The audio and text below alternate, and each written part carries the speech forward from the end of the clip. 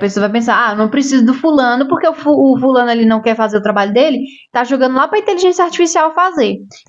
Então eu posso pegar e mandar a inteligência artificial fazer o que eu quero que o meu funcionário faça, já que o meu funcionário está fazendo isso.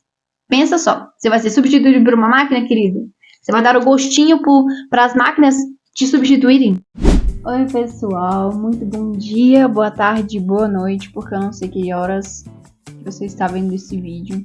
Eu me chamo Hilary, sou estudante de jornalismo e esse aqui é o meu canal, onde nós trataremos de diversos assuntos, desde o mundo da música, do pop, da moda, até as áreas de inteligência artificial, jornalismo, entre outros assuntos mais sérios, vamos se dizer assim.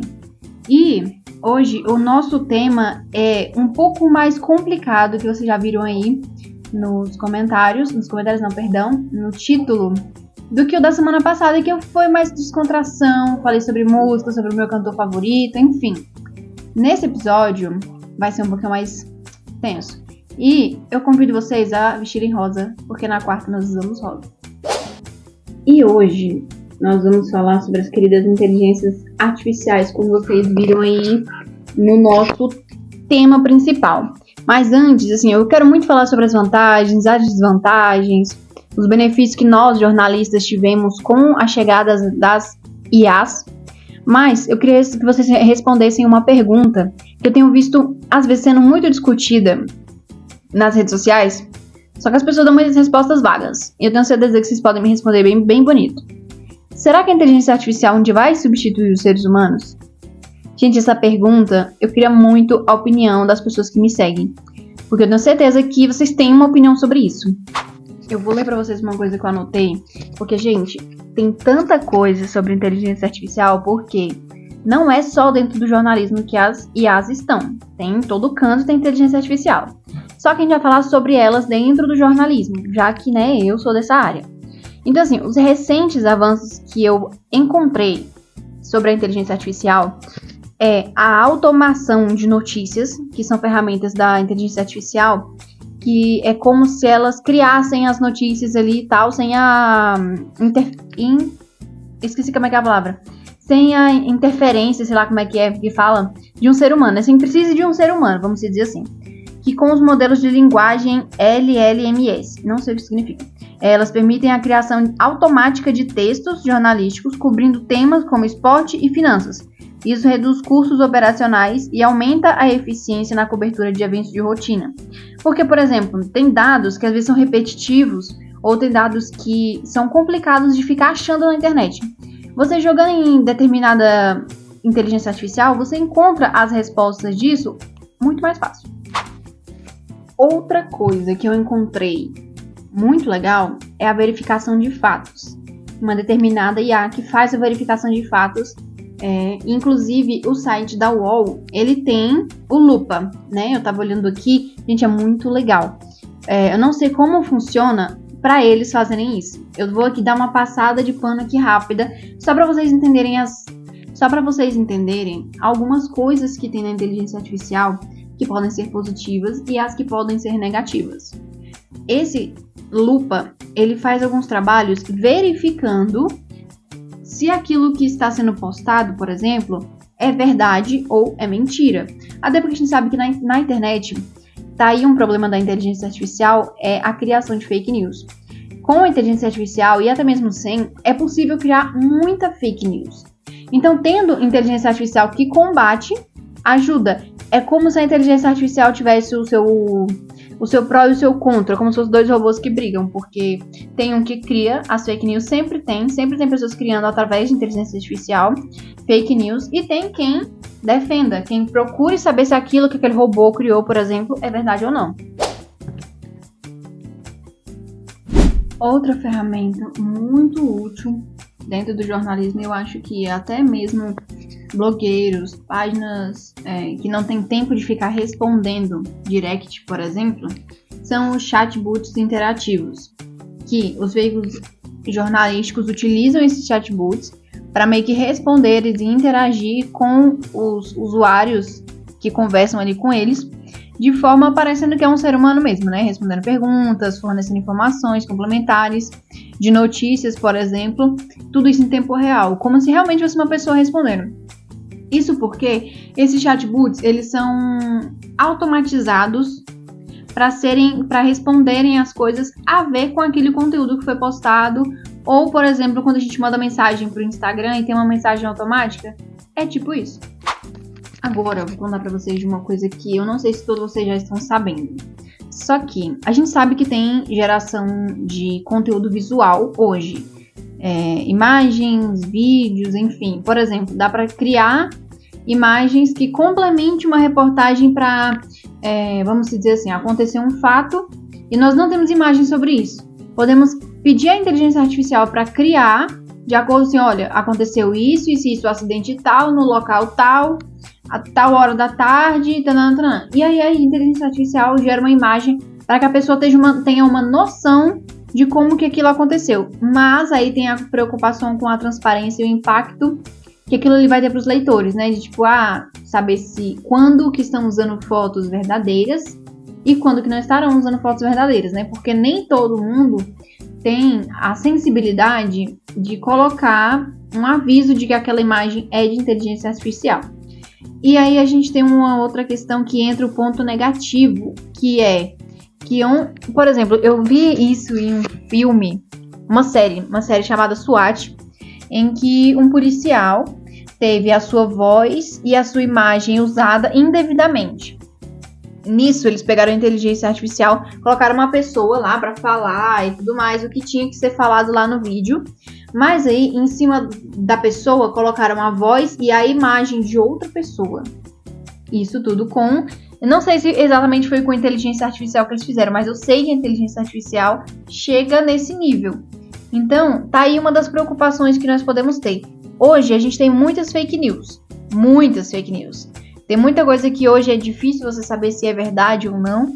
Por isso, existe a ferramenta de checagem de fatos para saber se aquilo ali é verdade ou não. Então, às vezes, é mais fácil a gente procurar saber se aquilo é verdade antes de sair acreditando. Porque temos pessoas boas que querem fazer um jornalismo justo, mas temos também pessoas que vão querer fazer um jornalismo da forma errada, de forma que não é um jornalismo. Falando ainda sobre a otimização de notícia, existe hoje, por exemplo, o Heliograph, que ele é um robô de redação automatizado, desenvolvido pelo Washington Post, que ele foi usado para complementar a cobertura de eventos, como no caso dos Jogos Olímpicos do Rio de Janeiro, em 2016. Eles usaram esse robozinho e também para as eleições dos Estados Unidos, que ele utiliza algoritmo de processamento de linguagem natural. Gente, ele é muito inteligente. Pesquisem sobre ele, porque se eu for trazer ele aqui, vai ficar muito longo e eu vou me estender porque esse robozinho é muito massa. E essa empresa, ela foi muito astuta, porque assim, ela decidiu, além de usar os repórteres que eles já tinham lá para acompanhar a competição do Rio de Janeiro, eles usaram também esse robô para produzir conteúdos para o site deles e para as redes sociais. Ou seja, enquanto os repórteres estavam lá ralando e criando notícias lá de vídeo, por exemplo, o robozinho estava lá fazendo outra parte do trabalho deles, que talvez seria jogar para as redes sociais, para o Twitter e tal. Então esse robô ele automatizou o tempo que esses repórteres iriam gastar para fazer mais uma atividade, ou seja, diminuiu muito ali para eles. Isso facilitou muito. Queria um robozinho desse na minha vida que eu tô precisando. E assim, eu falei muito sobre alguns problemas que a inteligência artificial tem e traz, mas ela também tem seus pontos positivos, galera. Assim, eu uso muito o ChatGPT, acho que ele é um dos que eu mais uso, acho que o único no momento, que é, por exemplo, a agilidade que nós temos para criar alguma coisa e acesso a dados complexos que a inteligência artificial também nos disponibiliza e que a gente consegue fazer aquilo que eu contei para vocês. Tô só subindo aqui o que eu tô lendo, que é a facilidade de entender algum dado complexo. E como eu falei que a gente consegue fazer isso assim facilmente, a gente joga no ChatGPT, pede ele para escrever de uma forma que você entenda e tá tudo certo. Mas assim, imagina a diferença de, por exemplo, nós termos quanto tempo nós levaríamos para digitalizar todos os dados de pontuação do quadro de medalhas lá da Olimpíada de 2016, por exemplo, aquela que aconteceu no Rio de Janeiro, que eu falei, enquanto aquele robozinho, o Heliograph, ele fez aquilo lá em questão de segundos, com certeza. É um exemplo, tá? Não quer dizer que foi feito isso. E, por exemplo, durante a pandemia, em que foi muito usado robôs para poder descobrir a propagação que a doença estava tendo, numerações, etc. Gente, a inteligência artificial, ela ajuda, só basta saber usar. E assim, ao mesmo tempo que eu defendo a inteligência artificial, eu tenho um certo medo. Porque se nós usarmos as inteligências artificiais de forma excessiva, nós vamos ter jornalistas robôs. Essa é a verdade. Porque assim, se você coloca o robô para fazer tudo que você faz, não é tu que tá fazendo. Vira um jornalista robô. Porque você não vai saber exatamente aquilo ali. E o uso excessivo de inteligência artificial, principalmente na automatização de notícias, vai trazer um dia uma perda muito grande de elementos que só nós humanos temos. E os robôs, obviamente, não têm. Que é a ética e a empatia. Porque, por exemplo, um robô ele não vai produzir uma notícia drástica de forma em pensar empaticamente com uma família. Com aquela família, como ela vai pensar e o que ela vai sentir, etc. Enquanto um ser humano vai, óbvio. Ele vai pensar, poxa, eu não quero expor essa família com fatos assim que não precisa ser exposto. O robô não. E assim, agora pensa, o quanto as inteligências artificiais podem ser uma grande ameaça, podem não, já podem estar sendo, né? Ameaça para a empregabilidade dos jornalistas. Porque assim, querendo ou não, elas fazem a mesma coisa que a gente faz. A diferença é que ela não tem a nossa humanidade, ela não tem a empatia que a gente tem dentro do coração. Então assim, o que eu acho que deveria todos os jornalistas fazerem era domar as ferramentas. Porque, eu digo nos jornalistas porque é sobre isso que eu tô falando, mas em todas as áreas deveriam ser domadas e não ser colocado como uma ferramenta que você usa de forma que te substitui. Porque se a gente não prestar atenção, a gente vai ver que nós estamos fazendo com que elas nos substituam. Por quê? Somos nós que usamos. E se a gente usar essas ferramentas como se fosse para substituir talvez algum trabalho chato que a gente não quer fazer, e aí?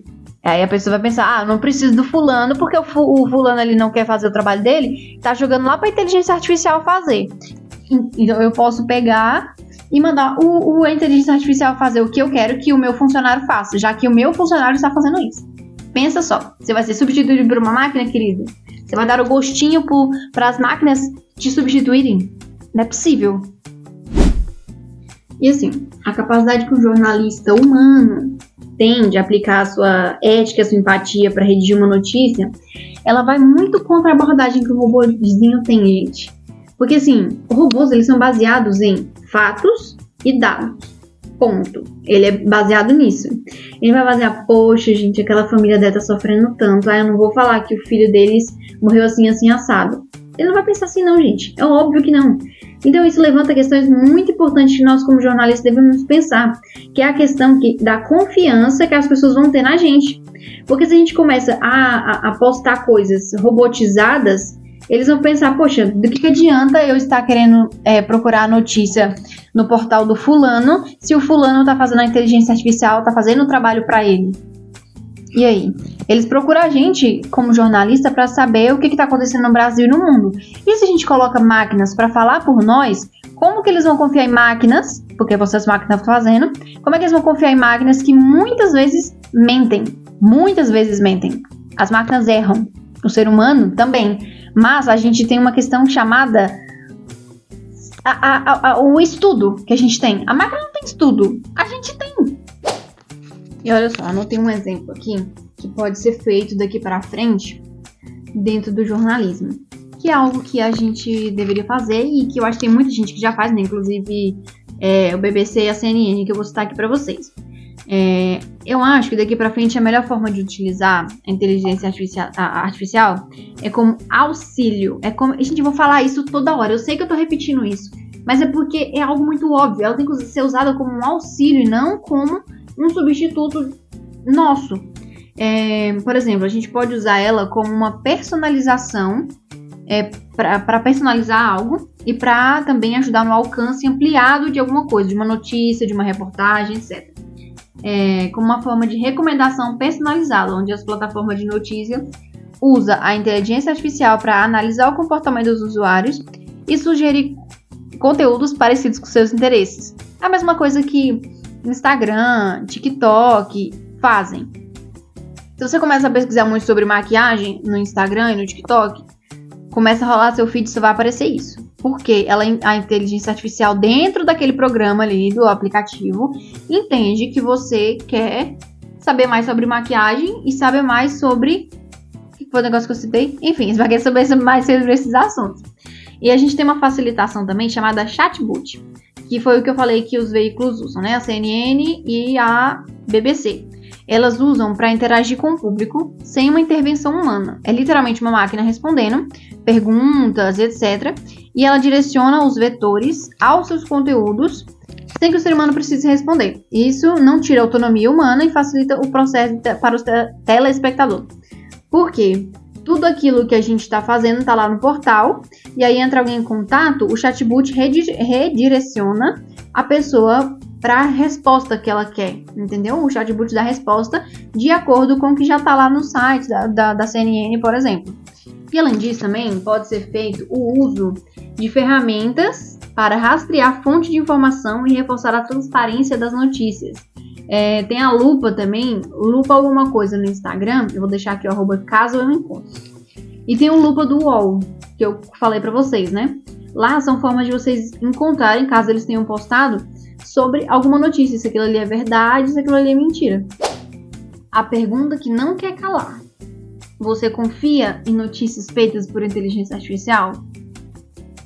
Você confia? Porque assim, eu não confio. Eu confio e não confio. Porque assim, eu confio porque a inteligência artificial ela se baseia em fatos e dados. Mas eu não confio porque eu sei que o ChatGPT, por exemplo, eu falo dele porque é o que eu mais uso. Que as IAs, elas, não é que elas mentem, mas elas erram muito. Eu vi um vídeo de uma moça que estava fazendo um vídeo sobre questões de artigos, questão de advocacia, né, leis, etc. E do nada o chat criou uma lei. Como assim? Ele criou uma lei. Do nada. Então não dá pra confiar 100%. Eu deixei 2 perguntas no começo do vídeo. E agora eu vou deixar 2 no final. Já deixei uma aí. E a segunda pergunta é: o que acha que a tecnologia vai acontecer? Ela vai substituir o jornalista? O trabalho que o jornalista faz um dia ou não? Agora deixa eu contar uma coisa muito legal. Ironia, tá? Pra vocês. Ontem eu estava gravando o meu vídeo, que eu estou aqui falando pra vocês sobre inteligência artificial e etc e tal. E aí eu descobri que o meu microfone descarregou.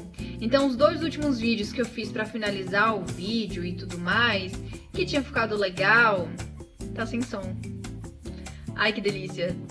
Mas é isso, galera. Eu falei pra vocês que o Pop Pauta Conversas em Casa seria assim. Seria aqui com fundo, às vezes, bem sem graça aparecendo. Mas que seria assim. Seriam conversas, seriam descontrações. Seria algo bem natural, pelo menos por enquanto. Porque existe uma coisa que eu aprendi... Parar de balançar. Existe uma coisa que eu aprendi que é: comece com o que você tem até que você possa melhorar para se tornar aquilo que você realmente quer que seja. Então, o que eu tenho é isso aqui, ó. É o meu quarto, o meu cenário é uma parede branca, que foi ele que eu tô gravando ontem. Meu cenário, às vezes, com chuva, é uma luz artificial, só porque eu não tenho um monte de luz colorida para usar. É o que eu tenho e é o que eu quero oferecer para vocês. Então, eu espero que vocês continuem me acompanhando para acompanhar de hoje até quando eu tiver as melhorias que eu quero. Um beijo e até a próxima.